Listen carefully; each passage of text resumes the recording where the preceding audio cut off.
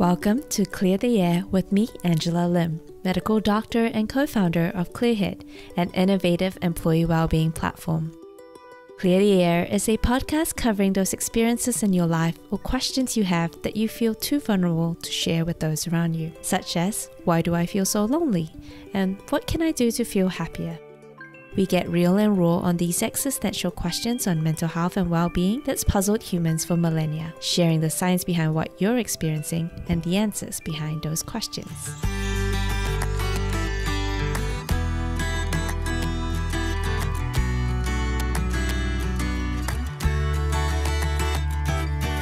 Every day in the news, we hear about how divisive countries have become. In the workplace, relationship conflict is one of the most common issues individual employees and managers struggle with. Of course, the holy grail we are all working towards is developing highly effective and collaborative teams to unlock innovation and productivity in the workplace. Here to tell us the secrets to making this happen through better understanding of the different personality types out there is Dr. Stephanie Schoss. Stephanie is a chairwoman of her own business psychology company and director of Switzerland's Executive School of Management at HSG. She is responsible for high-ranking C-level and board-level programs and has completed her studies in prestigious universities, including Harvard. She wrote her doctoral thesis about team effectiveness, and her main research was focused on team personality, self-leadership, and the effects of conflict, empathy, and we-consciousness on team effectiveness. Besides her academic career, Stephanie is an active entrepreneur and a passionate private and commercial pilot, and of course recognized as Manager of the Year in 2013 by Generation CEO. I don't know how she does, but I am very excited to welcome such a distinguished guest to our podcast. Welcome, Stephanie. Thank you, Angela. It's a pleasure to be here with your audience. Well, maybe to kick us off, could you share with us a little bit about how you got to the journey you are today? Well, I think it was a natural inclination for me that I just like people in general, and that I'm curious in what are our internal motivational drivers that make one go the one way and the other way, and that portray different behaviors. And I started my first company not in this field, and when I had a deep reflection, I found out it's not so much the content of that company at that time, which was finance, that I'm passionate about, but actually about the entrepreneurial journey, about bringing people together, making them to work as a team most effectively, and finding out what drives others, what drives myself, what keeps us healthy, and what makes us work together. And then based on that, I started my next company and I went into research in that field. So I have some practical and academic experience, and most importantly, lots of failures in this field, which, developed my path. I'm sure we will explore some of that. Obviously, the key theme of today's discussion is that different people have different personalities, and it manifests in both at home but also at work. So maybe you can tell us a little bit about, when you talk about personality, what do you actually mean by that? It's a good question. It sounds so simple and we talk so much about it, but it is still, in the end, in the greater scheme, it is still an unresolved or not finite answer to that question. And I think that makes life livable and mysterious, that we don't have an equation of what a person exactly is, what personality is. When you look from academia, how it's usually framed is that we talk about personality as a unique set of characteristics, traits, behaviors that define an individual and that make an individual distinguish from others. And that then these features, they include thought patterns, feelings, actions, that they remain quite stable over time and across different situations. So this would be a bit of an academic explanation. And then yet, personality is the biggest research field in psychology.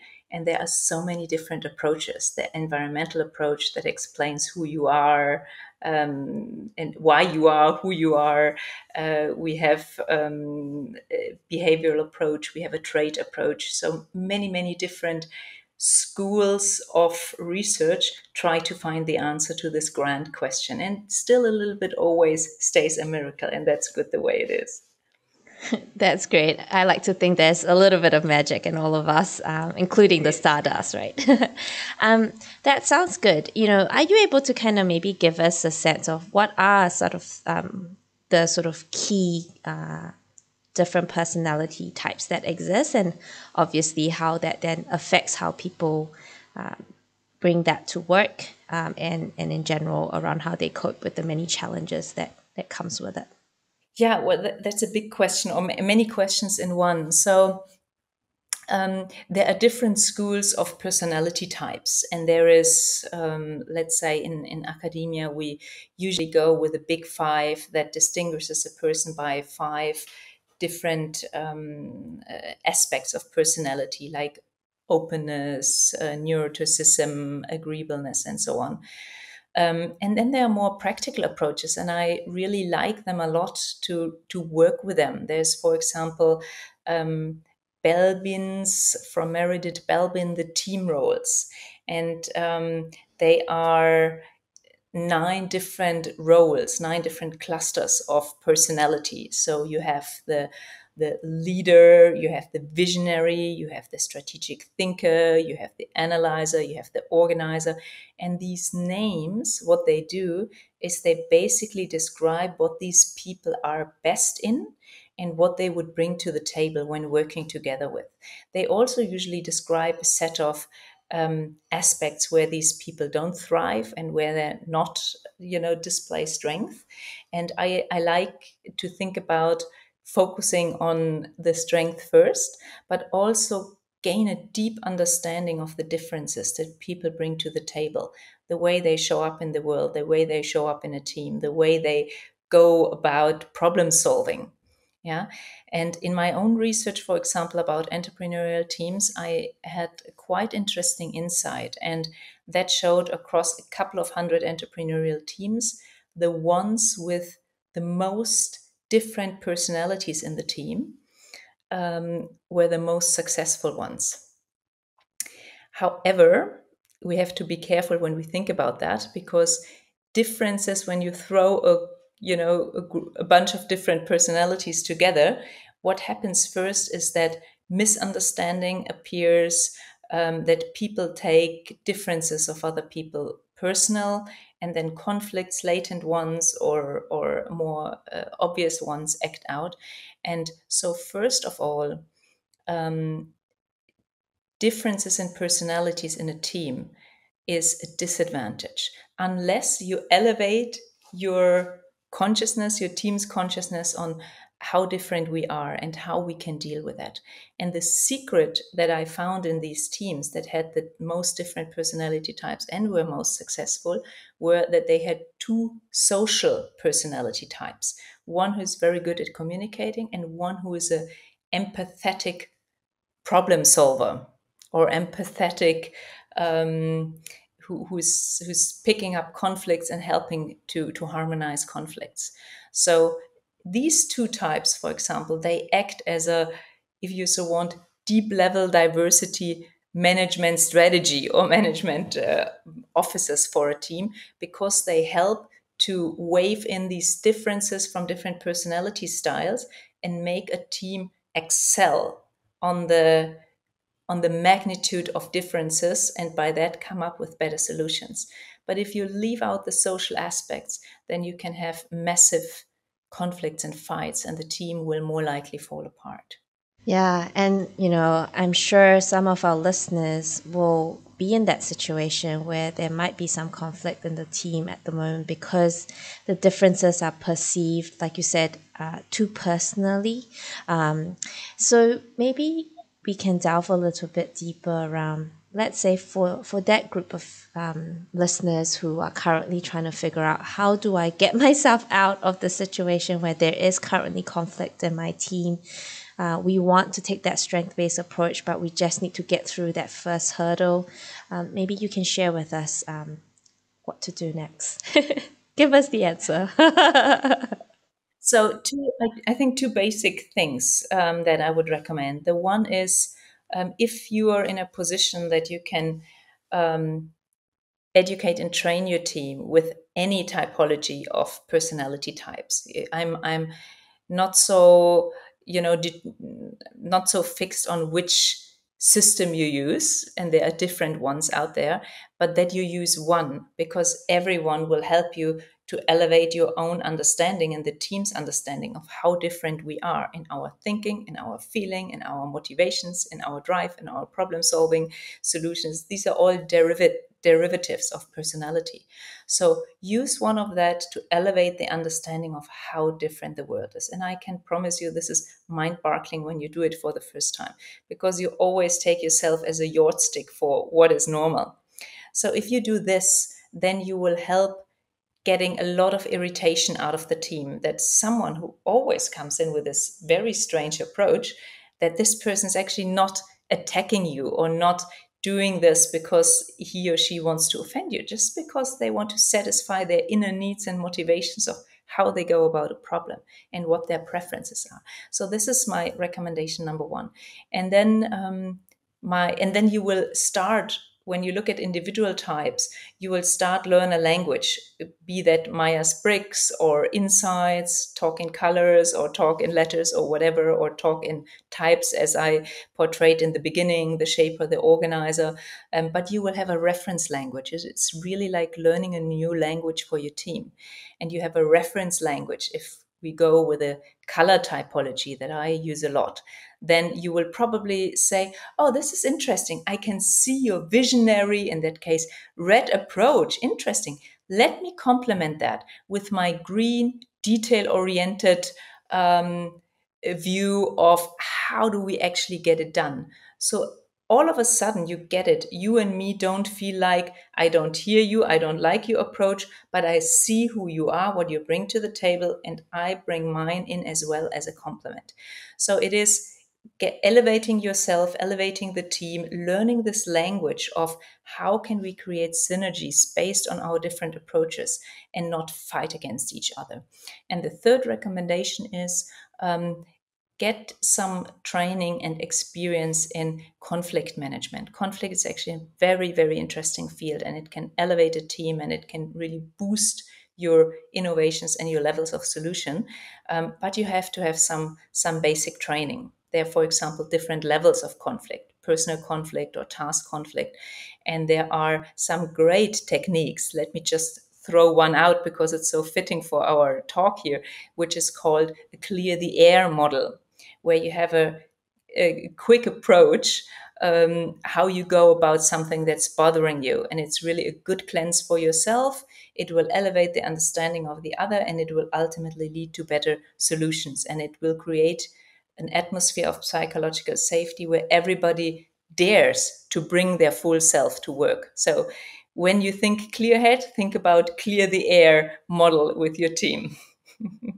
I love it. You do know that our podcast is called Clear the Air, right, Stephanie? That's why I'm referring to it. Yeah. That's Why I'm wonderful. referring to it. Yeah. So, I mean, there was so much in all of that, which I would love to just unpack a little bit. So some of the stuff that you said is it's really helpful to have whatever framework you use, a way in which to apply it in your team. So obviously you mentioned Myers Briggs. So am I correct to understand that you find using something like a Myers Briggs helpful and useful for teams? I absolutely do think that this is very valuable for a team. And then I think to do any of those, and here maybe I refer to the most common ones and not so ones, there are millions out there in magazines and everything. I would go to a one that has an academic soundness. And I would just help the team to understand the different modus operandi of each team member. So this is something that I would really strongly encourage, no matter which one it is, as long as it is one of the, let's say, validated good tools, it will definitely benefit the team. There is a risk. There's a risk to it, though. It is not fast food.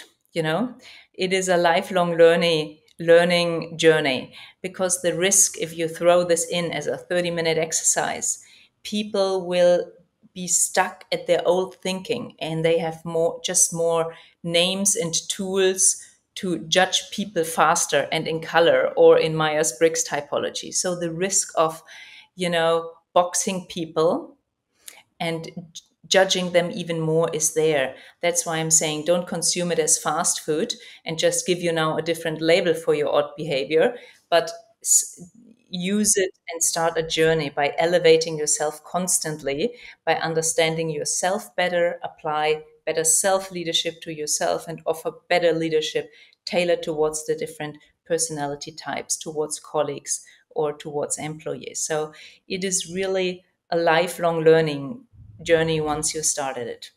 Yeah, I love it. And I think when we think about the philosophies behind Clearhead, it is very much that, we're not telling you that, oh, because you use Clearhead, suddenly you have this magic pill and everybody will stay happy. Actually, it's we build tools to help you build self-awareness because it is a lifelong journey. You change and sometimes it triggers different emotions, different thoughts. And the idea is you build these habits as a way of understanding yourself and how it interacts with others, including having tools that helps you understand how your personal values. I really care about helping people, and therefore, when you ask me to do this, it goes against that value. Or actually, when you give me this piece of work, I really thrive in that because it allows me to feel I'm helping people. And so, really thinking as well, when you talk about, like you said, that motivation, it can come inherently with those values, and take the time to learn about yourself to start with, and then obviously take a much more team-based approach. It sounds like to me that a leader is the one that has to do this. A leader has to be the one that understands what's going on. A leader has to be the one that provides the framework or the tools to the employees to start the self-work, and then bring it together in a way that's less about, like you said, putting people in box, but how can we see each other's strengths, understand each other's differences. So when you talk about being in that position, it's often really hard to do unless you start with yourself. So maybe you can share with us a little bit about what it means to do self-leadership in the context of the different personalities. Yeah, I think, especially in the context of clearhead, but also mental health in general in the world, which is declining sadly, I think it is the primary duty to do introspective and or introspection and understand better who we are and what drives us. And we're talking about personality, and we say there is miracle and stardust in it. It's a multi-layered concept. There are parts in us which are largely subconscious and unconscious to us, but they drive our life, they drive our health, they drive our inner motivation and our energy. And then there's more the conscious part of our personality, and we would associate that more with our ego. This is the part that we know very well, the part of the brain that thinks about itself, says, I'm like this, I like this, I don't like that. I even store a part of explicit values in there. For me, this is an important value, but underneath that, there is the even greatest source of health and fulfillment, and that is more unconscious to us. We are talking here, for example, about motives. The motives that research from the 60s from a guy called McClelland, a Harvard professor who was a big motive researcher, and he identified the motives as our inner fuel to keep going, to be fulfilled, and to stay healthy. And he said these motives are the power motive, the affiliation motive, achievement motive, and we all share these, but to an individual mix, like a fingerprint. And if something is really highly developed inside me, it is a driver that wants to be nurtured. And it can be nurtured in a certain way. If I can really accelerate, or if I have a high achievement motivation, I just love competitions. I need to throw myself into a competition, and it gives me energy again. And it is congruent with my ego, with my wanting to achieve, but I also have the inner representation of this need. It is really me. So you can think of it as my self and my ego are aligned, and that gives you endless energy. while sometimes our ego mind plays tricks on us, and we are, civilized and socialized in a way that we cannot differentiate, is it really us or is it the society thinking through us? So we want to be rich and famous and beautiful and intelligent, but actually, no, we don't care, or that side in us wouldn't care. But we invest our whole life into these goals, but we don't have an inner representation that we really wanted, that we are really power motivated or achievement motivated, that this brings us joy. So that is why I would advocate look into yourself more as, what is the part in me that is more externally motivated, and what is really my intrinsic motivation, and can I bring these two together? Yeah. So that's more on the terms of what I would do. And then I think the duty to manage yourself, especially as a leader, I think managing yourself first and in a loving and kind way. I'm not talking about the over disciplined, let's do more, let's be harder to yourself, but more a holistic body, mind, and soul need to be aligned and need to be nurtured. And only then you're in your best capacity to be a leader for others. Also because you simply radiate the energy of your thoughts. And if you just lead from a little part of your left centered brain, and give directions to other people, it will never be at the power it can be and serve you and serve others. Yeah, absolutely. I mean, I think about, when I was a doctor, and on the days where I'm just so tired because there's so many patients to see, I'm not bringing my best self. I'm trying to get through everything as quickly as possible. And if I take a break and I said, oh, actually, I'm feeling like this. Oh, this is not what I want to do to my patients. And I'm self-aware enough to know that, then by regulating myself, I can then actually continue to be able to support those around me, whether it's my patients or my team. I would almost wish, listening to you, you would have stayed a doctor, because I think the world needs spearhead too. But I think also, empathy from a leader and a self-empathy, that's where it starts. And then you radiate that, and then you can apply empathy to whoever is in front of you. I think especially also in the medical system, that would do the world a big favor. So yeah. Everybody can benefit from these skills is kind of what we're saying, right?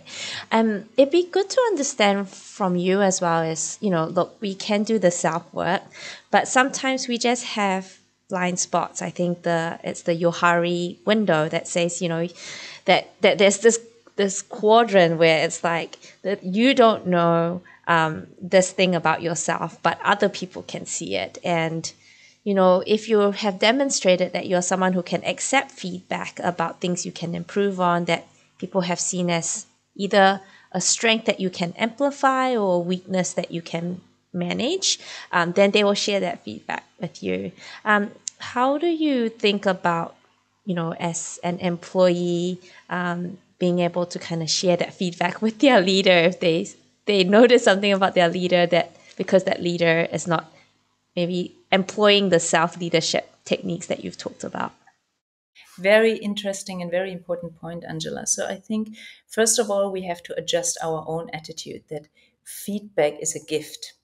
It is an invitation for you to grow. So receiving feedback is a good thing. And we should forgive people who give us feedback, that they might not do it in the best way possible, but we accept the truth in it, and the blind spot, the unknown that they offer us to look at. And then the other way around, when we offer feedback, many people fear to offer feedback because they fear rejection or they fear conflict.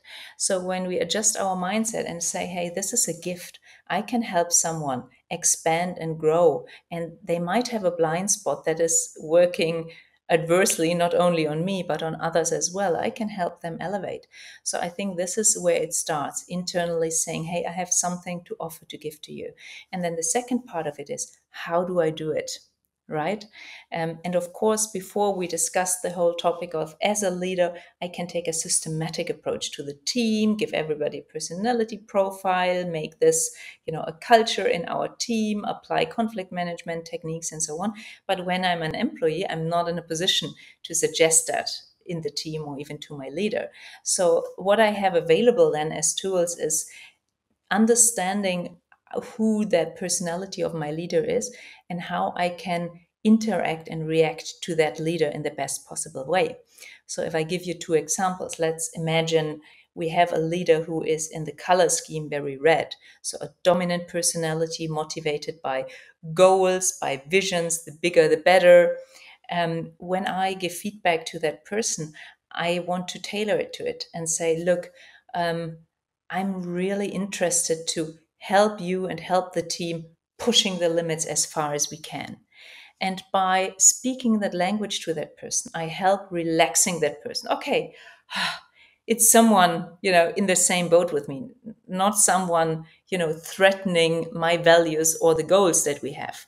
And then I can say, and the concern that I have in doing so, or what I have seen is, so I have to find the same wavelengths to the other person. Or if I give you a contrary example, if I have a leader who is very conservative, very detailed oriented, very structured, very organized, then I might have a different approach. Say, can we book a meeting together where we have time to review all the details and the structure of the goal and the project plan that we have to make sure that we don't miss anything, that we don't run risks, right? So, and then this is an offer from me to that person. I understand you. I speak your language. I value your goals and your values. And then it makes it much easier to be heard and to form an alliance with the other person, independently if we are the same type or not. Of course, if we're the same type, it's much easier. I just go and it will be a natural flow with the other person, but it can be done with any type. That's really great. And yeah, and I think ultimately what you're saying is like one conflict when it happens doesn't have to stay there. We can take steps to address it. And then, but more importantly, the more we prepare ourselves to understand how everyone works, the less we can the less conflict can be created because we are almost anticipating it. And so we're taking steps and actions by understanding that person, by communicating in their language to prevent misunderstanding. Because often it's not about I intentionally want to hurt you. It's just a misunderstanding. It's two people talking in a language that don't actually understand each other. Exactly. It's different wavelengths and they don't meet each other. And then there's an uncertainty that spills over into a fear. What does that other person really wants from me? And then we start creating hypotheses and assumptions that are much worse than actually the reality. But let me give you one other empowering thought for our audience. So maybe there is a conflict that you feel, and the reason why you should give feedback and why you should immerse yourself in conflict management techniques is that the biggest part of your conflict, when you look at how a conflict develops, the biggest part of the conflict is taking place inside of you. You reject it, you say, oh, I really don't care, but it keeps coming back, it's nagging you, you keep talking to other people about it, it keeps you awake at night. So this is all tremendous cost to yourself. And then only comes the tipping point where you bring it to the attention of the other person. And then it becomes an interpersonal conflict. And the aftermath of it will determine whether it will be beneficial for both of you and the goal or not. But it is the shorter part. And the biggest part is really what happens inside you. So here is my suggestion of, even if you don't dare to bring it forward to your leader or to another person, or even if you don't have the chance to do so, for whatever reasons, you can still go through, for example, this clear the air process. And if people look it up on the web, you'll find it quickly. You can do this clear the air process where you go through, so what are the facts here? What are my emotions and feelings, my interpretation towards this? And what of my deep values is at risk? And what do I want now? If you go through this process, it is such a good cleanse, or in this terms of our webinar here, clear the air for yourself. So you clean up yourself internally, and then sometimes you don't even have to bring it forward to the other person. And sometimes this magic happens that the other person notices something that's different, or you, as I said, radiate the energy of your thought, and situations start to shift and harmonize because you brought yourself in order again. So this is something you can always do, even as the smallest employee in, the biggest organization. Tidy up yourself internally. It's very healthy too. Yeah, well, I think they always say like change starts with you, and this is a clear example of how that then actually triggers a domino effect in a positive way. Look, we've been talking about all of this in the context that you have a manager that generally actually cares about you, generally actually cares about the team. You're talking about in the context of you, the individual, of course, you care about yourself. But what happens, because it does exist, there is a manager that is maybe very insecure or they are very narcissistic. There are people out there in those positions. And so instead of helping build up the team, they are threatened by it. Oh, I see the strength in you. I'm going to make sure that you don't get this opportunity to shine so that I will always have the spotlight. What do we do in those situations, especially when you notice that about your leader? Yeah, is there a way to manage these situations? I mean, never take a boss you can't afford to lose. That's what I'm always saying.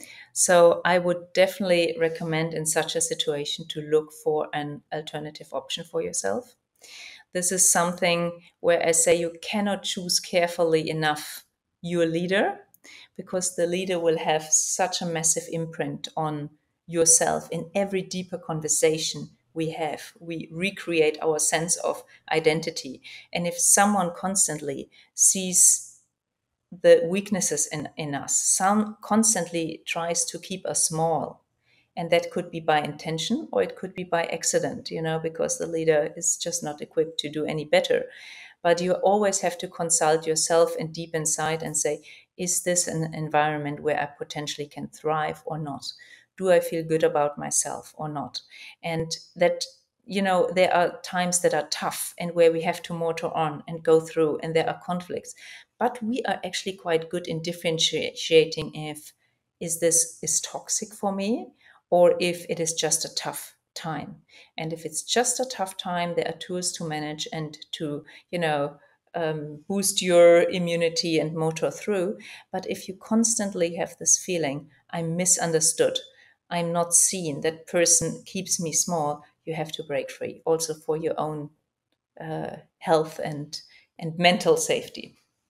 Yeah. So basically, what you're saying is like, if an employee feels that what you've described, which is maybe their managers bullying them, keeping them small, removing opportunities for them, sometimes you have to accept you can't change the manager, and it might and that it might be a situation where you have to put yourself first and potentially leave the environment that you're in. Of course, try and escalate in other channels that is available, reaching out to maybe, yeah, either speaking to a professional for help to deal with this or going to your manager's manager. Is that what you would suggest? And obviously, if all of those things don't work, then you try and leave the situation that you're in if you are able to. That's exactly what I would do, because you cannot run away too quickly from everything. And there are tough times, and sometimes people might not be in a position to leave a job because they don't have another option. So you might want to explore different options, but it can be a toxic culture within the whole organization that you just will never escape. Yeah. And or a toxic leader. And now we're using these strong words, the toxic leader, the bullying. Usually it comes across much more subtle, right? The leader, has an aura, appears quite cool, but you constantly feel small and not just right, and this feeling doesn't go away. This is the sign you have to look for, is that I always recommend people, and I do it myself, when I leave a meeting, do I leave it actually with more energy or less energy? And if I constantly feel drained by one person or even by a team or by a culture or a company, I walk in and, when I walk out, I feel so depleted. And it's like that every day. And there are only small highlights, one week meeting or so. But in general, it's very draining.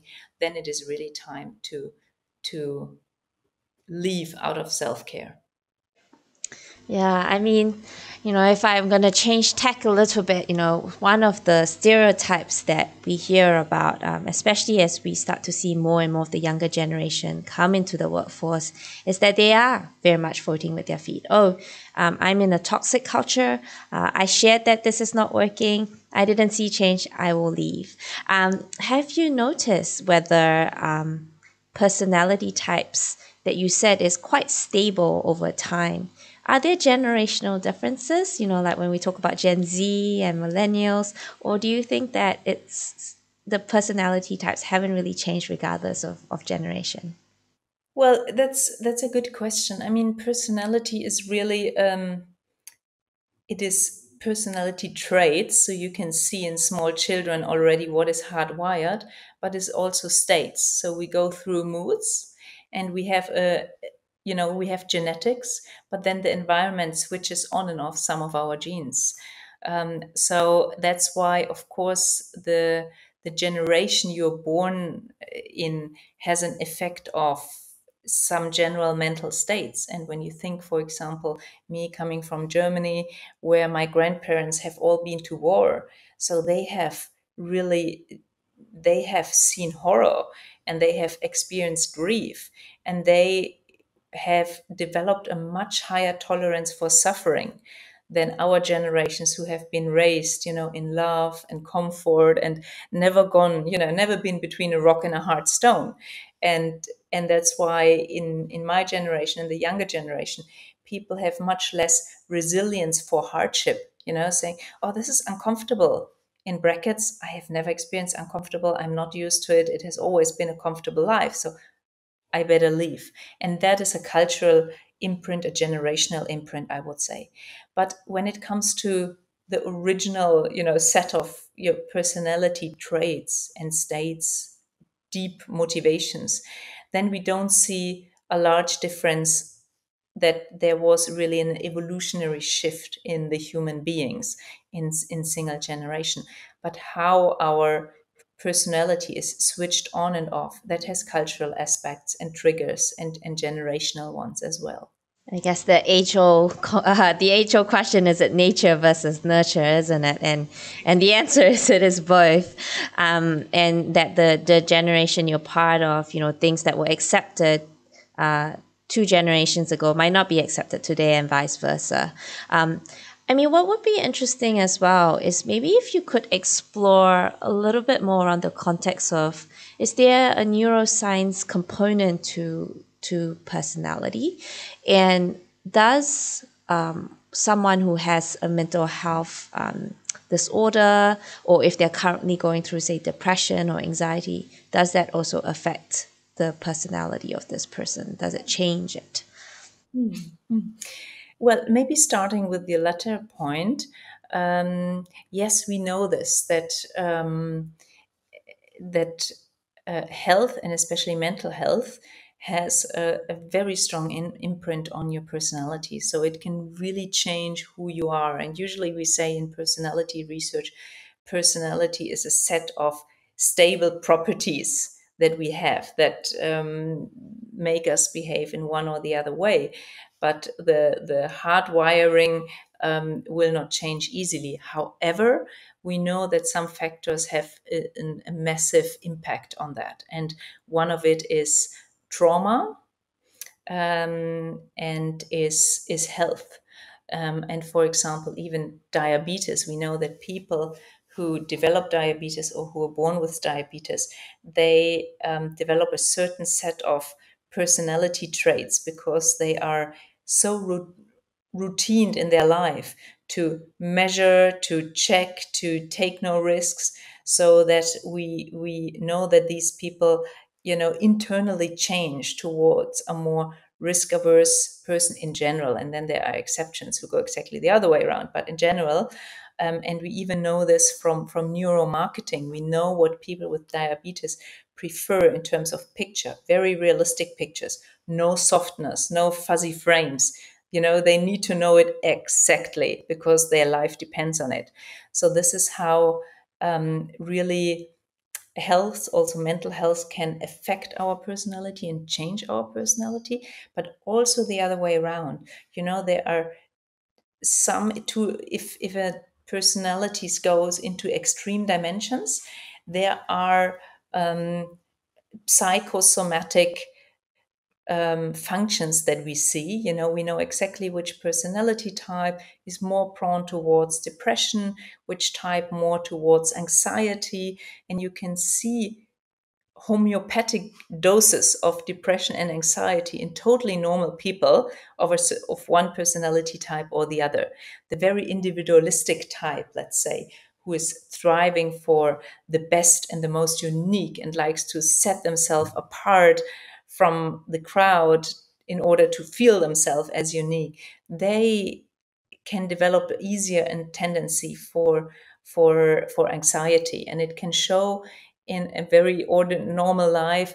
Even like with when they are very stressed, they get this thoughts of, oh my god, did I lock the house, did I turn off the oven, and things like that. So small behaviors which are quite acceptable, but they can be the entry levels into a more neurotic behavior and into an real illness later on. So Yeah, and in fact, actually, there's a few things that you've touched on here. One is obviously post the pandemic, because of the level of messaging around making sure you always wash your hands, you always wash your hands. Everything else, you don't have control. And so we see then, for example, some people developing more loosely the more OCD type of traits where, oh, I can control washing my hands. So in the context of a situation I have no control over, this is something that I can develop. The other thing that you also mentioned is around actually, how, for example, the habits that a person with managing their diabetes has to implement in their daily lives start to actually shape their personality and slightly change it. And so much of this is also like you are what you do. And so we talked about it in the context of maybe stuff that you cannot control. But in the context of actually, I want to be more intentional. I want to be a better employee. I want to be able to better self-regulate my moods, my emotions, my thoughts, my behaviors. I want to be a better leader and be more self-aware so I can empower my team. Are there activities that people can do to maybe, like you said, influence and change my personality in a positive way? So, the way I like to think about personality is that it is a propensity to act in one way or the other. And I'm not a big fan of, strength and weakness profiles, because I think the strength that I have, let's make an example, to be extremely analytical. My brain would always, see the world in numbers and derive A from B and so on, can be a very big strength, let's say, if I'm a researcher. But if I'm a loving mother and sometimes, my head comes before my heart, then this will be a weakness in a different context. That's why I don't like to compartmentalize the strength and the weakness of me as if I'm a puzzle, but to see it more as a holistic. This is me, and this is my intrinsic preference profile to act and to be. And in one context, it can bring great advantages to others or myself or to the work, and in other context, it might not. So I think this is a first step to start to embrace who you are and not look so much on your balance sheet. This is a good one, this is a bad one, and even less so, try to engineer the bad ones to what you think is an acceptable mediocre level, because you will be busy all lifelong to just work on your weaknesses instead of live a life driven by strengths. Apply your personality where your strengths can really make a difference and an impact to people. That's why I always ask my teams, so, what is the best you can bring to the party? What do you really feel your best true self in? Where are you authentic? Where you feel great? What comes natural to you? So, how can that help us to reach our goal and try to build on this drive and that strength of the people? Yeah, I mean, they always say, right? Your strength is a double-edged sword, and I definitely, when I think about times where In fact, I was just talking about this yesterday with my co-founder, Michael, and he said, my superpower is that I generally don't care about what people think if it's the right thing to do. I don't feel like embarrassed to ask this question, when other people might be embarrassed. But it can also be a weakness because, some things I might be like, well, why don't you just do it? It's like very simple in my mind. But other people have these social cues that are, oh, I can't do that. I can't ask for something twice. They might think I'm being demanding, and I'm like, oh, well, I just need it. So it's very much, yeah. Exactly. Let me touch on your previous question, which I haven't answered yet, the question about neuroscience. So there are much more tools available to either have a bodily representation of ourself in our mind. It is not yet as science fiction as we might think. There are parts in our brain that we can measure the activity, but we still don't know if that activity relates to an answer yes or no that we have given. Yeah, so it is still a bit relative, but there are great theories, and in experimental psychology and also in neuropsychology, we have better tools to understand who we are. And there's, for example, a theory that I quite like, that is called personality system interaction theory. And it talks about macro systems of our brain. And it also gives us some insight of what I touched on before, where our ego is at home, more in the left prefrontal cortex that is also influenced by society, our parents, what is good, what is not good, what is, uh, what is what we should achieve. And then there is the part of ourself, our true inner identity. Um, and if you manage to align these both, it is much healthier for energy wise for you. And you can measure activities in the left and in the right brain. And ultimately, of course, it is not so left and right as we used to think in the past. We know this now, that it's much more about the interactions in the brain.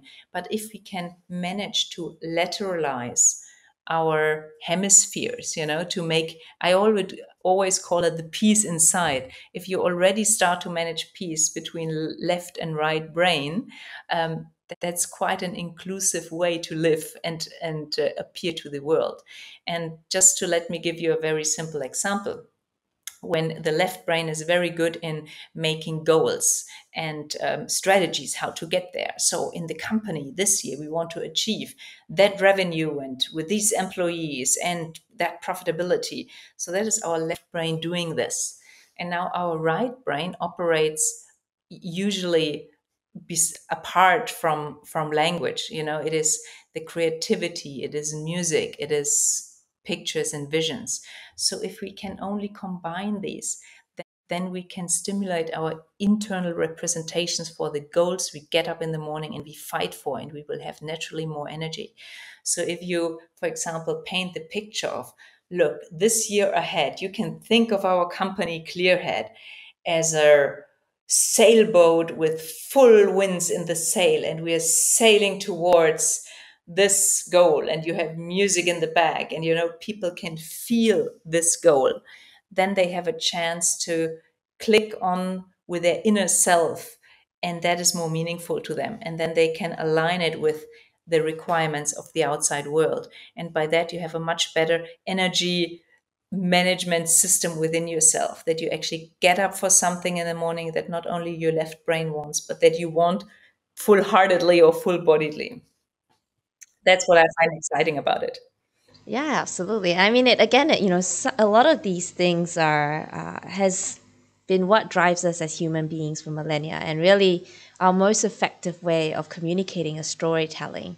How can I tell you something in a way that immerse all your senses? And that's why people pay a lot of money to go full surround sound in the cinema, and it's such a great suggestion because I guess I didn't think about it. How can I, when I sort of talk to my team about the annual strategy and have music in the background and imagery that transports them in addition to the numbers and the words. And so that's a good reminder for any of the leaders, around thinking about communicating to the different personalities and tapping into the different parts of their brains and how they consume information. and invite their whole selves, and then again, there are preferences. So if we think in one typology, the very rational personality types, they need facts, they need logic.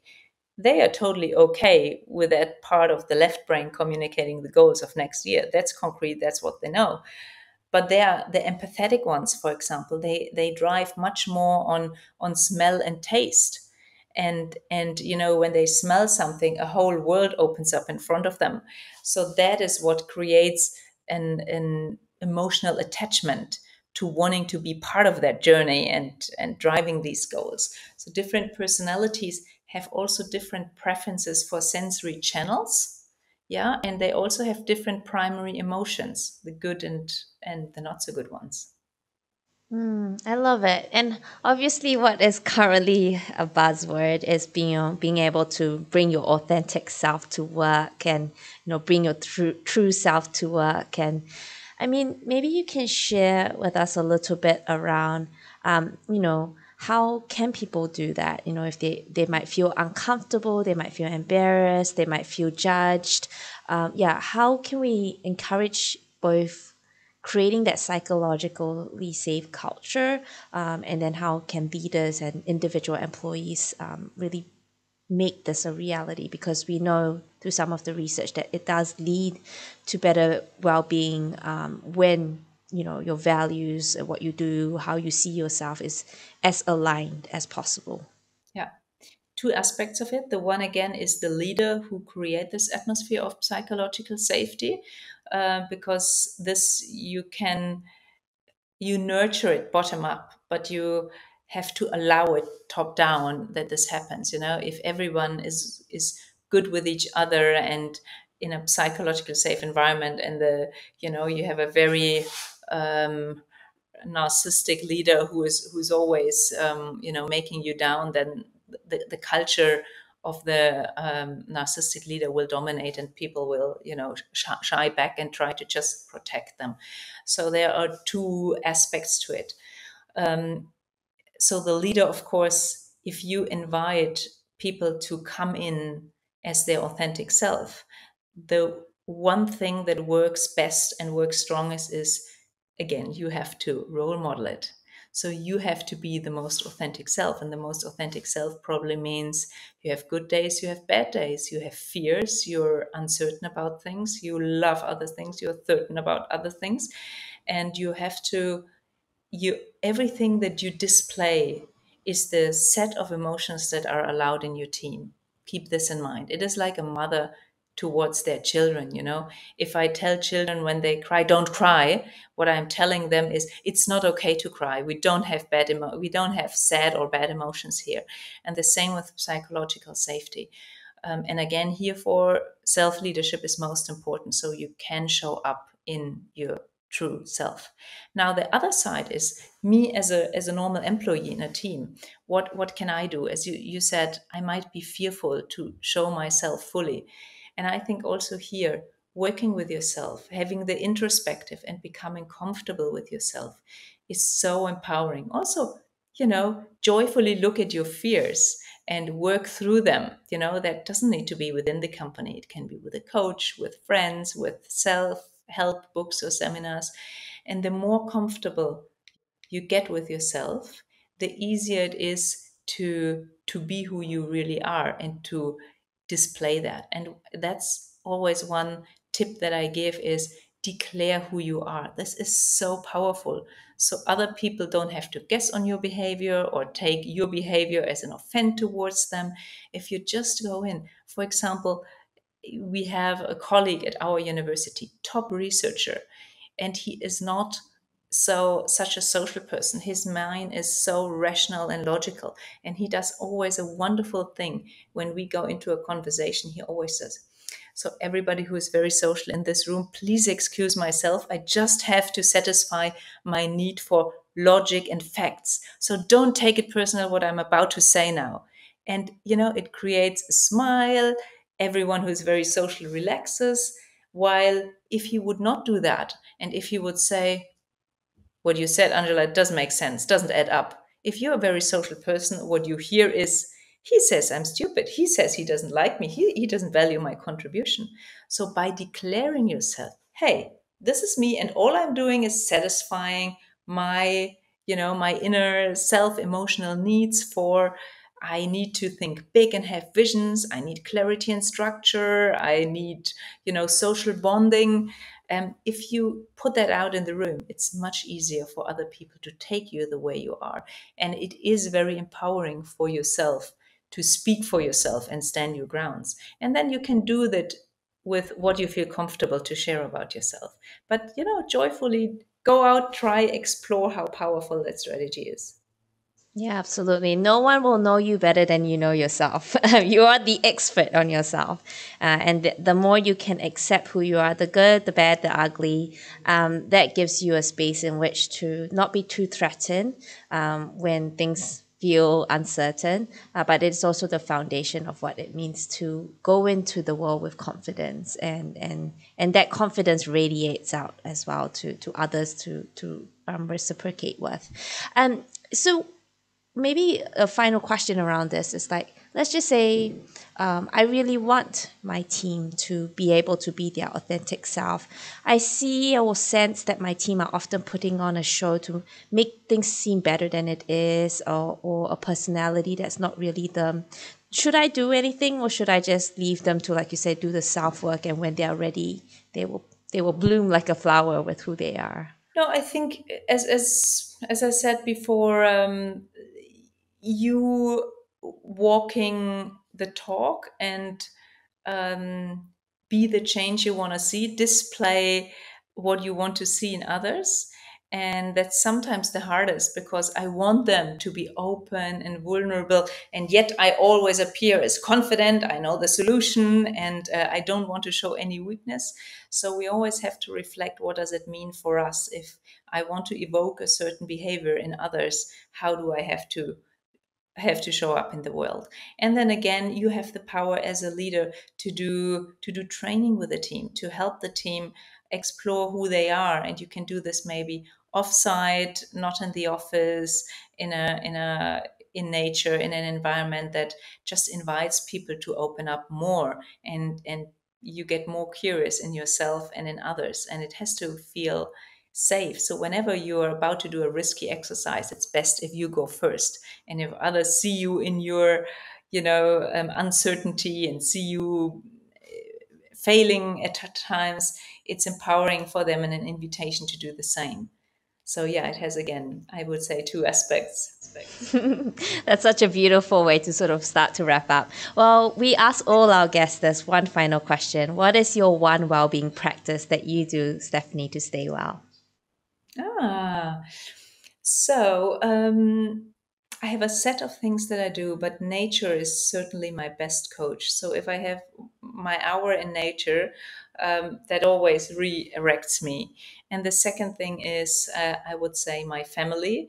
I can really close the doors behind all work troubles and just look into the eyes of my kids and play with them and forget about everything else. And it puts things into perspective. But I also do a lot of things for myself, like breathing or meditation. And what it does for me is, internally, I'm elevating altitude. It feels like I'm flying and I see the world from above.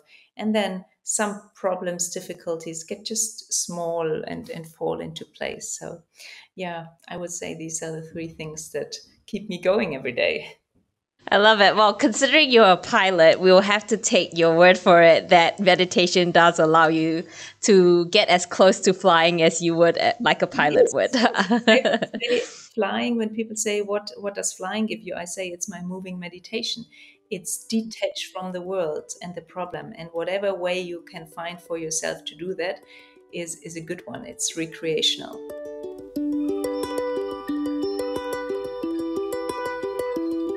That's it for today's episode. If you want to find out more about us, visit clearhead.org.nz. Love our content? Share with a friend or leave us a comment on LinkedIn, Instagram, or Facebook. If you want to learn more about how Clearhead can support your workplace, or you have a burning mental health question that you'd like us to explore on the podcast, you can reach us at contact@clearhead.org.nz. Thank you so much again for listening, and catch you on the next one.